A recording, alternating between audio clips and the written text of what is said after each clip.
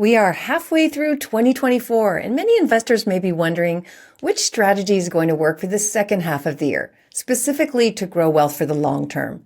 Today, we're having a strategy showdown where we discuss the pros and cons of 3 investing strategies that are pretty popular with investors today.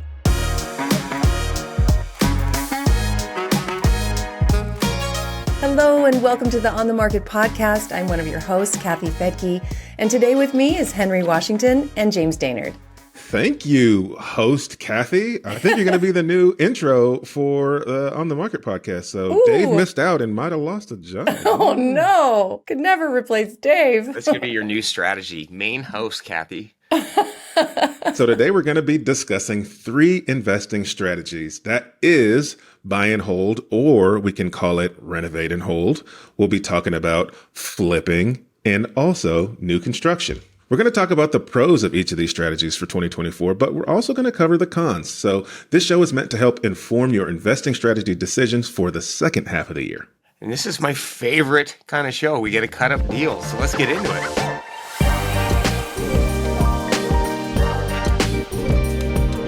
All right, Henry, you're on deck. You're up first. So let's hear a little bit about the buy and hold strategy for 2024. Yes, sir. Well, you know me, I do love a good buy and hold. So for this strategy, you can call it buy and hold. You can call it renovate and hold. When I see this, I think about the BRRRR strategy because that's such a popular term, but you don't have to always think about it from doing a full BRRRR. But essentially what we're talking about is when you purchase a house for less than its market value, and then you hold that property for the long term in order to help build your wealth. And so again, I'm not necessarily saying this has to be a BRRRR, because when people think BRRRR, I think what they think about is they want to buy a property and they want to rent it out, renovate it and rent it out, and then they want to refinance it and pull every dollar that they put into it out. And as you know, market conditions are different. Prices are still high.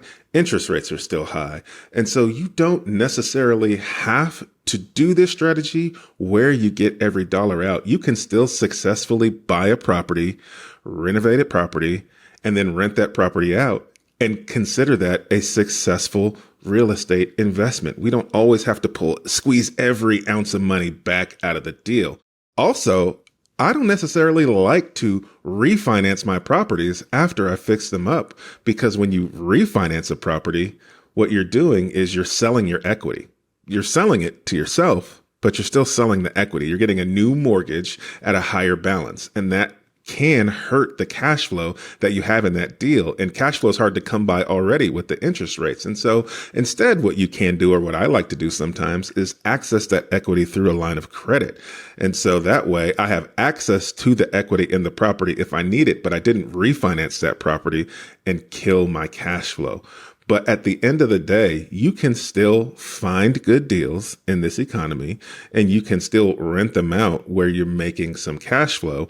It's just difficult sometimes to actually go ahead and pull every ounce out, but you don't need to do that. Sometimes you can still do a refinance and maybe not pull every dime out. Maybe you only pull out a little bit to put some more cash in your pocket to keep you going for the next deal, but you don't have to get every ounce out. And I still call that a win. Henry, I'm curious about the equity line because that does seem unique. I haven't really heard that.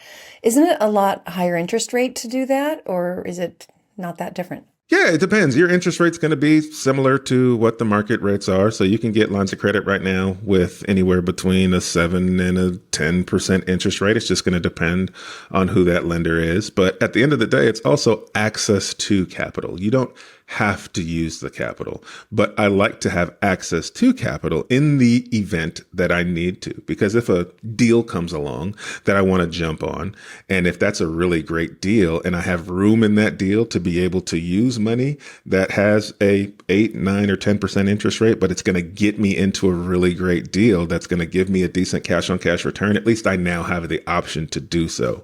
When you refinance, you're going to absolutely take out a new loan, add an 8 or a 9% interest rate. And that new loan, your interest is front loaded in the first 7 years anyway. So the majority of your payment goes to interest. And so on a refinance, I'm guaranteed to pay that interest. But on getting access to it on a HELOC, I only need to use it in events where it makes sense. But the access is what's important. Yeah, and the interest rate's just the cost of the deal. It's going to go up and down. And the cool thing about the equity lines is once rates do settle, the cost of money will be cheaper. And it's funny, I hear a lot. You see in the forums, you hear that the Burr method's dead, value add's dead, you can't cash flow. And really, the reason I think the renovate and hold is the only buy and hold strategy that really works right now is because you can create that equity position. And by creating that equity position, you can tap into it with a HELOC. And that's a tricky loan to get right now, an investment property HELOC. And, I know for us, the best ways that we've been able to attain those is by working with local banks in your local market that understand what they're looking at, not the nationwide banks.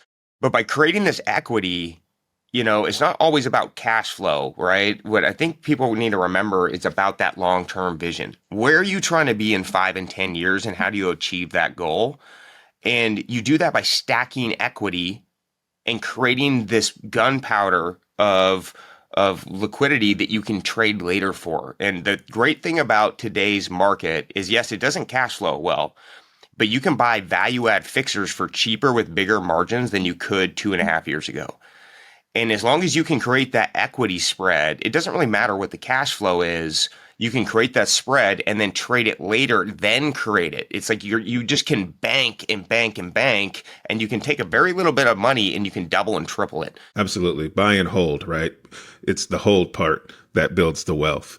And what I like about this strategy, really in any time, but 2024 included, is that it's a strategy for anyone, for new investors and for seasoned investors. Really why I like it for newer investors is because it forces you to be a fundamentally sound real estate investor in order to execute this in a way that's actually going to be valuable to you. It forces you to have to learn how to find deals under market value, which is a skill that you will need throughout your real estate investing career. It forces you to figure out how to find contractors and how to manage a renovation, which is a skill you'll need anytime you're buying value add. It forces you to build the relationships necessary to find the lending necessary to get your deal across the finish line. Like, it really forces you to kind of plug into every aspect of real estate investing, but doing so in an asset that has a lower risk because you're looking typically at singles and small multifamily. So if you're going to mess something up, you want to mess it up on a smaller deal versus now you're trying to do a value add multifamily deal on a large scale, and you can get yourself in a lot of trouble. Yeah, and the beautiful thing about value add is it creates so much equity position. When you're creating a 25% equity position, on a $300,000 house, if you create a 25% spread, so you can tap into a HELOC, so you can refinance your cash out, that's $75,000 that you just created in equity. And I hear a lot investors, especially the 9-to-5 investors. I get it. They got a full-time job. They're busy. They're too freaked out by the value add because they don't have the time to manage it. But if you really look at it, anybody can do this. Like, if I bring in a contractor and I give him 20% of this rental property, I'm picking up 75,000. I get to keep 80% of that. That's $60,000 I just created in equity. And for that 9-to-5 investor that thinks they can't do it, that just wants to buy the traditional rental, you can give away equity in the deal and still 5x what you would if you just bought a traditional rental property. Yeah, I agree and disagree with you on that, because you do have to also count your time in that $75,000, equity that you've created. For someone like you that's got a business already set up, and for Henry, you guys are set up for this. For somebody starting out, they've got to include the time that it takes. I remember at a Real Wealth event we did early on, some guy came running up to the stage from the audience. I was like, oh my gosh. He grabbed the mic from me and he goes, I've been trying to do this, basically the Burr method in another state. And he's like, you've got to understand the flights, the hotels, the time spent trying to build your team and find your team. All of that is business setup that you guys already have. So for somebody just starting out, it's not really going to be that same profit that you're getting because they still have the startup part of it. Does that make sense? I still believe that anybody can do it. I will put this on the table for anybody that wants to invest in Seattle. If you want to put up the money, put up your credit, put up the house, I'll renovate the house for you if I take 25% equity. Nice. Money where his mouth is. Yeah. That's a win for me because I can stack equity throughout. There's an open offer. Henry, the same. And so I think it's about looking, how do you bust through your objections? My objection, I don't have the time. I don't have the boots on the ground. We'll partner with the people with the boots on the ground to bring it in. Yeah. By bringing in that partner, you can create so much more equity. And so, kind of the elephant in the room when you think about investing in general, but especially with investing in 2024, is how risky is it, right? That's why people are on the sidelines, because there's so much fear right now and so much uncertainty with real estate and with interest rates and with pricing. And so, I would say one of the biggest risks people have or fear when looking at this buy, renovate, and rent strategy is, what if I overpay? And what if prices start to come down, right? Because people think that this market crash is just looming in the background somewhere, and one day it's just going to hit us in the face. And so when you think about this strategy, this is why I like this strategy, because you are forced to learn how to find a good deal, right? And so the goal here is you have to understand what a good deal is in the market you're looking to buy. And you have to understand, what's the strategy I'm going to use to go find that good deal, right? And then once you do that and you analyze your deal properly and you realize you do have a good deal, you have to think about, okay, the risk of a market crash, is it a thing? Maybe, maybe not. But if you look historically, in a market crash, that typically means prices are going to drop somewhere between 5% and 25%, right? That's typically the spread. So if you're buying a deal at a 30% discount or a 40% discount, well, then you've covered yourself in the event of a market crash, right? You've helped to mitigate your risk by buying a deal that even if the market crashed, you would still be able to have some level of equity in the deal. That is your safety net. So that is probably your biggest risk, but this strategy, if executed properly, automatically has built-in risk mitigation, and that's why I like it. James, I know you've seen a lot of houses and you've flipped a lot of houses, so talk to us about your strategy. Flipping. Flipping has changed everything for our investing trajectory in life. The reason why it's been so great, not only in our career, but over the last 12 months, is you can create massive gains and create huge returns in a very short amount of time. And when we are in a world, it's funny, I hear everything's risky, because it is. The economy is a little bubbly. Construction costs are hard to control. Flipping is just too risky right now. What's really risky is falling behind and not being able to keep up with these expenses in life. Inflation's high, cost of money's high. You got to rapidly grow your capital if you want to stay in this game.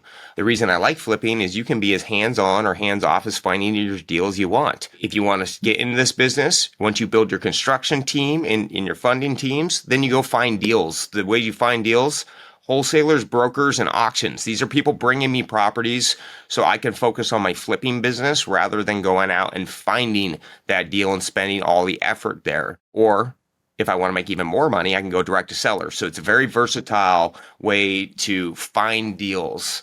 So what's the cost when you're flipping a property? Because we see on TV all the time. I know we all hear these numbers. Like, I bought this property for $100,000. I put 50 in and I sold it for 300, and there's 150 grand in profit. But there's some gaps in that math. And one of the things, and I think one of the biggest traps that flippers make, including myself, is the hold times and soft costs on a flip can be very expensive, right? When we're buying these properties, you have to take it down with hard money or soft money, where the interest rates are 10 to 12%. That's expensive debt. You have to be able to service that debt. And so if I'm taking a loan out for $200,000 on a flip project, I have to give $2,000 to that lender every month until that project is sold. And if you go into a long project, let's say it's 12 months, that's 24 grand you got to stay up with. Other costs that have really affected and changed over the last 12 months that we've had to look out for in 2024 is your insurance has gone through the roof. Getting insurance on flips was very simple 3 to 4 years ago. Now, with the amount of claims and insurance costs rising, we are having to pay 2 and 3x higher than what we were paying. And as a volume flipper, when we're doing 50 to 100 properties a year, if you're paying 2 to 3 grand more per policy, it turns into a big number. And so insurance costs has been a battle that has been hard to keep up with. And then property taxes and utilities are all more expensive. So every month that goes by, we got to pay $100 to $200 in utility costs. We have to pay that property tax expense. We have our insurance expense. This can add up to about, roughly depending on the deal, it can be $300 to $1,000 extra per month. You gotta put the cash outlay for, and that's the thing with flipping is you have to make sure that you balance your liquidity. You always got to have that 6 months of reserve so you can handle these expenses as they kind of go through. And the thing about flipping in general too is you have to be able to control your costs. Flipping, I believe, is the greatest way to cut the line in financial freedom. I can take whatever capital I have and I can grow it by 30 to 50% in a 6 month window. But that's if I can control the expenses and the cost of the renovation. That is the hardest part of rehabbing homes. How do you know how to control the cost, put the right scope of work in to maximize that value? But the beautiful thing is you can cut up a deal any which way and bring in your construction partners like I was just talking about. And there's so many moving pieces in flipping, you can bring it all in-house with the right partners and execute these plans. I think, James, flipping, I love flipping. Obviously, I do a ton of flipping, but I also do flipping in a market where my purchase prices are probably not far off than the example you used, right? So I'm typically paying somewhere between $100,000 to $200,000 to acquire a property, and then I'm going to spend somewhere between $30,000 and $70,000 to renovate that property, and then I'm going to sell it for somewhere between $250,000 and $375,000. That's a typical flip for me, and that in my market feels safe because I think you hit on something really important with flips is that it does cost money. Sometimes people want to get into flips and they're like, I can use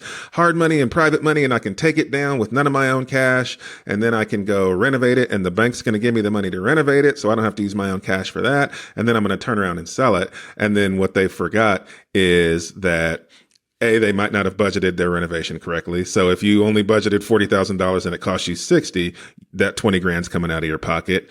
Plus you've got a mortgage payment every month. And if you're using private money or hard money, that's 10 to 12% interest only payments while you're renovating that property. So that's going to cost you $1,000 or $2,000 every month. Plus you've got the utilities. It's going to cost you about $500 to $1,000 every month.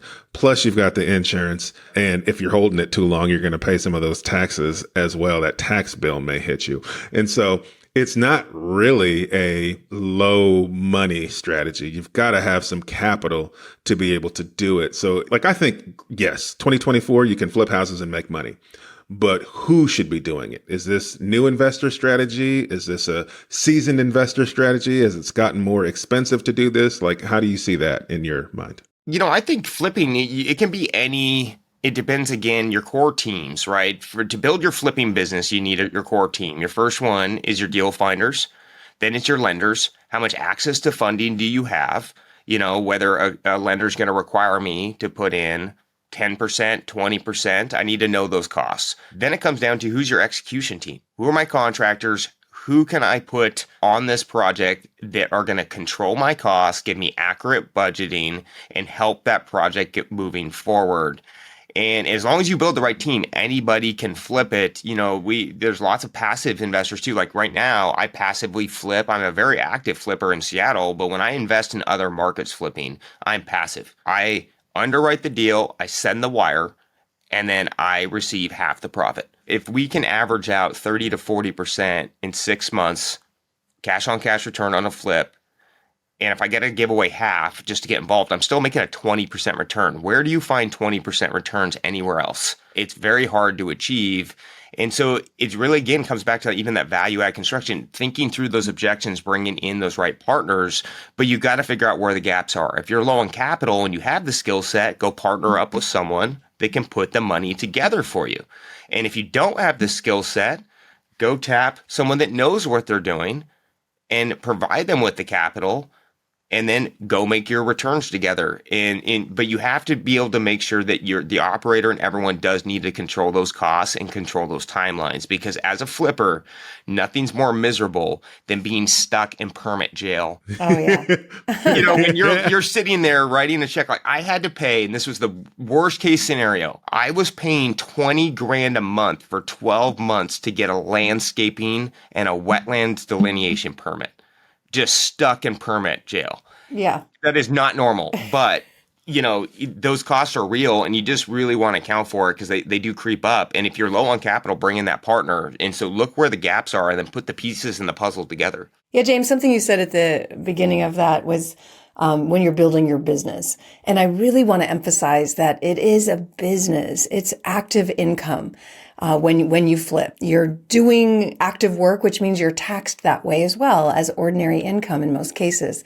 And for this show, we were talking about long-term investing. So I can't emphasize enough the importance of understanding the difference of active income, where you're either building houses or you're renovating houses and selling them. The IRS sees that differently than a buy and hold. And the buy and hold is where you get all these enormous tax benefits and long-term growth of that property, the passive side of it, where you're collecting the rents passively and you are watching the property go up in value passively. So just know the difference, and you shouldn't take a business lightly. This is not for weekend warriors. I saw people in my own family do this where it's like, hey, the house next door is for sale. I'm going to buy that and renovate it. Actually, sorry, my brother, but it is my brother who's a contractor, a licensed one, totally knows how to renovate a house, but he was busy with his own renovation business. And so the one he was going to flip sat for a year. And just like you guys have said, you can't do that your profits will be eaten up by all the overhead unless that property is being rented or it's generating income of some way while you're waiting for it to get completed. So just keep in mind, it's so much harder as a weekend warrior, or if you have a full-time job where you already have a business or you already have a job that's bringing in income. Perhaps for someone like you, it's better to invest in what I'm going to be talking about. One of the biggest risks are you're dependent on third parties in this business. And that is the hardest thing. Yes. You're dependent on contractors to show up, do their job for the contract that they're quoted for. You're dependent on a city to issue you permits in a timeline that's reasonable. You're dependent on the economy. And the prices of supplies. I mean, those have been fluctuating a lot. There's a lot of outside variables that can really put you back on your buns. Like it's and it could happen, and it's a real thing. And that's the biggest question I tell everybody, or always: is it worth the risk to you? And if it is, put the team together. And if you want to be more passive and you have that 9-to-5 job, it might not be for you. But for me, I want to cut the line. I want to grow that money, grow that capital. And also, I want to learn more and more and more. And what the lessons I've learned from flipping and rehabbing have made such substantial impacts in our portfolio, because the type of apartment buildings, single family houses that we can buy, renovate, and increase the value on. And so I do think it is the best skill set that you can learn as an investor, is learn how to leverage properties correctly, implement a construction plan, and you can explode your portfolio. Well, so now that I just got on my high horse about value, let's talk about new construction, Kathy, because that's another way you can create value, is just by building. So what are you seeing in investing in the new construction space in 2024? Yeah, well, there are so many people who have really busy careers, whether they're professional athletes training all the time, or they're in the tech industry making a really nice salary, but working 80 hours a week. I'm in LA, so you've got a lot of people in Hollywood and in the entertainment business that work hard. They just don't have time, but they shouldn't walk away from real estate investing because of that. Not when we've seen historically that the greatest wealth is built through real estate.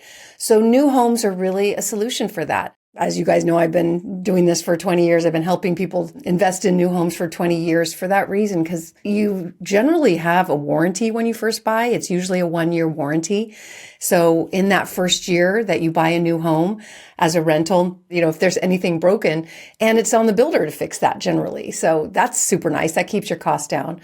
And then in some cases, there's an even longer warranty. So make sure you understand the warranties. I always tell people, get a final inspection on that property on the 11th month and get everything fixed. That's smart. Some things, again, to keep in mind, like I said, not every builder is great. One nice thing about buying a new property is you can put a really low earnest money down, like $5,000. Don't put much more than that down, in my opinion, to tie up a property, because now your money's tied up and you're not making any money on it. But there's plenty of builders who will just take a $5,000 deposit for you to reserve that home. And in that time, what's kind of exciting, in the time that the home's being built, you're making any growth on that. So when you can get into an early phase of a project, like just recently, I bought through my daughter. My daughter's now selling international real estate, and she's all about Tulum. There's a lot of growth happening in Tulum, Mexico. I bought a phase one single family home through her, just mainly to support her, but we paid $286,000 for that. It's like 8 cenotes on the property. They're selling phase two now for $380,000. So just in the time that I've only put down a small earnest money deposit, we've made like $100,000. So if you time it right, if you get into a market that's growing rapidly, you get in phase one in a really nice subdivision, you can make a bunch of money without doing anything. But there are risks too. So I don't know. What are your guys' thoughts on new homes? I like new construction and I like build to rent. Now, the difficulty can be finding a build to rent where you're all in at a price point where the rents actually create some cash flow for you. But I think where some of that cash flow comes into play is that you have the deferred maintenance costs, right? So whereas me, if I buy a value add and rent it out, I'm going to have a higher maintenance cost on a yearly basis than hopefully you would on a new construction, right? And so you're able to minimize some of the maintenance, and then that counts or can be counted as cash flow for you. But that doesn't mean the maintenance costs aren't coming. It just means they're deferred, right? And so they come at some point. What I also like about new construction is there are loan products out there where you can buy a piece of land, get a construction loan, and then let's say you buy a piece of land in an inexpensive area. And so now you're able to go and get a construction loan to build an entire building, and you're able to leverage your land essentially as your down payment. And so you're building a new property with very little money out of your pocket. There are some pretty creative ways for you to leverage small local banks to be able to build new construction homes. And I think that that's pretty cool for people getting started. That's so true. We have a construction to perm loan on one of our new builds. So we got the construction loan and it just converts into long-term. And it makes a great short-term rental. Another thing, like you mentioned, insurance is a lot lower on new homes because they're built to a different standard, especially in Florida. They're built to hurricane standard. So the insurance rates are pretty low. Property taxes, they can be low to start, but they could go up once the house has been reappraised.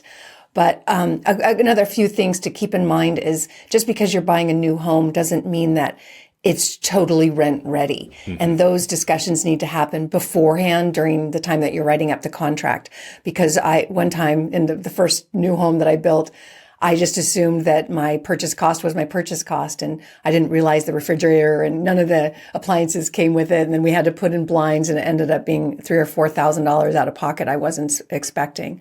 So just make sure that everything is super clear in the contract when you purchase of what you're actually getting. Yeah, and I think that's an important thing that you brought up, Kathy, and this is why new construction is really beneficial for investors that want to be more passive, is you get to buy a product that is warranted, it's been perfected, it's been signed off on, and it's built to a new energy code and standard. And those new codes and standards make these houses stand for a lot longer. And so you have a lot less deferred maintenance, but it also reduces your insurance costs pretty dramatically. When you're buying a newer property, your insurance quotes are going to be, what we've seen is they're like nearly 30-40% cheaper than even if we're buying a house, renovating it to a 2024 code and then stabilizing it, they still charge us a lot more in insurance because of the original year built.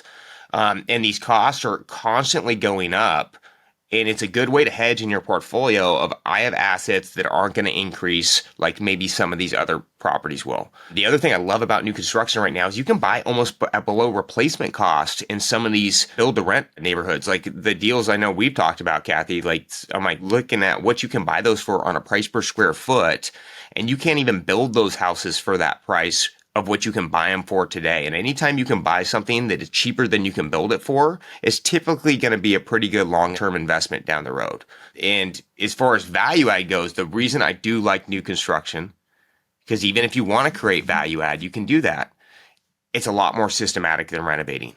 When you're building a property, you're hiring a builder, you have a set of plans, they come estimate off those plans, they're giving you a firm bid, and then you schedule it accordingly. With renovations, you rip open a wall, and all of a sudden you find things that you didn't know were there, and it shoots your costs up. Whereas when you're bidding out a plan, you're bidding out a plan, and you have a firm bid. And what we have seen too is our pricing on construction has gone down 10 to 15% for building new in our local market, but our renovation budgets have not budged at all. It's interesting. If the professional trades have more people on staff, they got to keep busy. And so they're negotiating more. Whereas your mom and pop's contractor that works on our flips, they got one or two jobs. They're still busy. And so it has been a really good way to scale is looking at that new construction. And not only that, you might have a hedge fund come buy it off you for a lot of money in 3-4 years down the road anyway. So you have the right buyer that might buy it off you anyways. Yeah, and it's really not that big of a difference right now in price. I mean, obviously it depends on the market, but the median existing home price in the last NAR report was $407,000. The existing home price rose 5.7%. And on new homes, it's $433,000. So the spread isn't that huge between existing and new, again, depending on where you are. So if it's just a little bit, it's not going to show up that much in your loan costs, but then you get a brand new home where you probably aren't going to have a lot of maintenance issues. Kathy, one of the things that I think hold investors back, especially new investors with new construction, is the risk or potential risk of unknown costs, right? So what's it going to cost me from the day I start till the day my home is built, right? There's a lot of costs in there.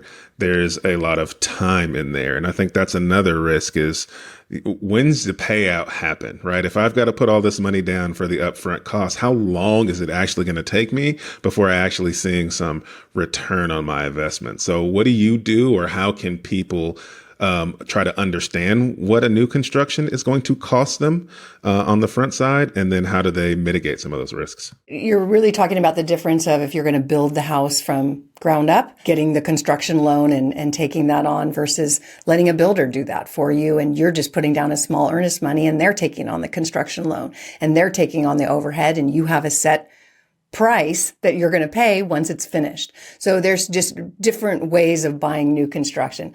Obviously, if you are buying the land and you are hiring the contractor and you're getting the loan, you're going to have holding costs. You've got, insurance on that land that you've got to pay. You've got, builder insurance. There's a lot of costs that you're right. You're paying to get it built, and that's money you're not getting a return on until it's finished. So that all has to be added in. But if you're a passive investor and you just work with a builder and you let them take all that risk and you just give them a $5,000 earnest money deposit and you don't have to pay a thing until the house is finished, that's a way that you mitigate all of that risk, and the builder is taking the risk. That's what we generally recommend for newer investors or busy investors that don't have the time to deal with the details. Yeah, and the one other risk I think people should look out for new construction is just the location you're buying in. Some of these build for rent neighborhoods and developments have gotten massive. Mm-hmm. And there's a lot of short-term rentals, mid-term rentals, and rental properties getting built in a very small radius.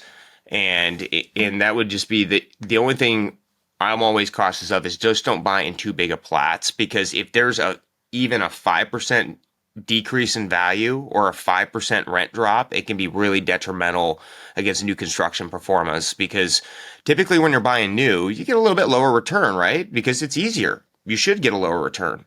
But if the metrics get off a little bit, it can really hit your performa. And so just really check that demand. I cannot agree with you more. I had somebody come to me and say they were building 400 homes in a subdivision that were going to be all rentals. I'm like, you're crazy. You're going to have 400 rentals competing against each other. That's a nightmare. So yeah, you don't want to be one investor in an all rental new home development. The only one winning there is probably the builder. All right. So we've covered 3 strategies that we think will work in 2024. We covered buy and rent. We've covered house flipping, and we've covered new construction. All of these strategies can work, and all of these strategies will continue to work as long as real estate's around, because it's really about how do you adjust as the market adjusts. And if you can adjust what your buy points are and how you're hedging your risk, then any of these strategies work. And we're all living proof that they are all currently working and hopefully are going to continue to work. So I hope that information was helpful for people. One thing I got to say, though, Kathy, is you forgot older the berry, sweeter the juice. Old houses that you can renovate and get the juice out of them. I do like myself a good wine, and I did just get back from Scotland where they age their whiskey for, 14 years. So I agree with you there, but with housing, I'll take it new. Well, that was a lot of fun, and hopefully it was helpful to our listeners. Thank everybody for listening. We'll see you on the next episode of On the Market.